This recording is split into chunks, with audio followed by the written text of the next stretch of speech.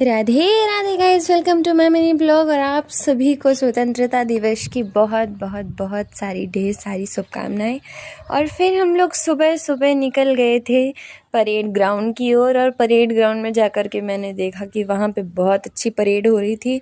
और परेड के बाद यहाँ पे बहुत अच्छा डांस भी हुआ, जिसे हमने बहुत अच्छे से एंजॉय किया। और फिर हम आ गए अपने लाइब्रेरी, और लाइब्रेरी भी आज बहुत अच्छे से डेकोरेटेड थी। फिर हमने अंदर जा कर के देखा कि बहुत अच्छी लग रही थी हमारी लाइब्रेरी। फिर हमने समोसे खाए।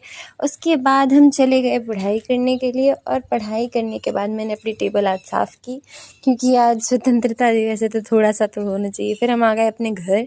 घर में आने के बाद मैंने खाना बनाया। खाना बनाने के बाद हम सभी ने खाया। खाने के बाद हम चले गए सोने के लिए। बाय, मिलते हैं नेक्स्ट व्लॉग में। Radhe Radhe, thank you so much.